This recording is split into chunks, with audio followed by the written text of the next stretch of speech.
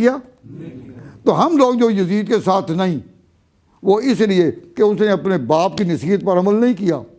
बात ये कि अमीर मुआविया रज़ी अल्लाह ताला अन्हु के यहाँ के सियासत और तदब्बुर वो उसमें थे। अब उन्होंने मुगीरा बिन शोबा कहने पर यजीद को नामजद कर दिया, लेकिन नसीहत कर दी कि बड़े लोगों की जो औलाद है, अबू बकर की, उमर की, उस्मान की, सब के बारे में उन्होंने तबसरा किया। तो कहा कि हुसैन तेरे सामने आए तो रिश्ता रिसालत को याद रखना। अब गलती यजीद से ये हुई कि जब हज़रत हुसैन रज़ी अल्लाह ताला अन्हु हुसैन मदीना से चलकर इराक़ आ गए, करबला के करीब पहुँचने लगे जिस वक्त, तो उस वक्त यजीद ने इब्ने ज़ियाद को इराक़ का गवर्नर बनाकर भेजा कि वो निज़ाम चलाए।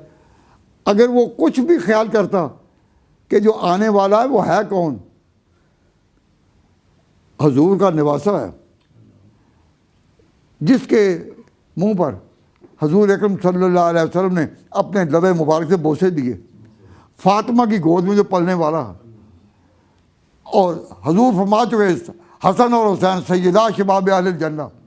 अब उनके सामने सियासी बात करने के लिए यजीद को खुद आना चाहिए था या कोई आदमी भेज दिया इसने? क्या ख्याल है?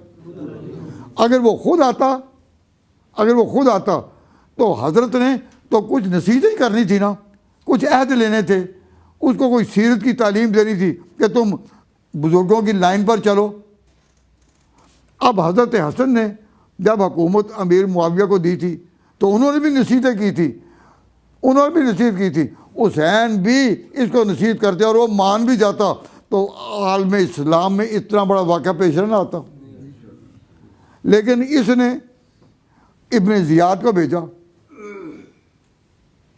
खुद नहीं किया। तो जो बाप की नसीहत थी उस पर अमल किया। तो हम लोग जो यजीद के साथ नहीं, वो इसलिए कि उसने अपने बाप की नसीहत पर अमल नहीं किया, और जिसकी वजह से उसने वो काम किया जिसको तसव्वुर करते हुए भी मोमिन की रूह कांपती है।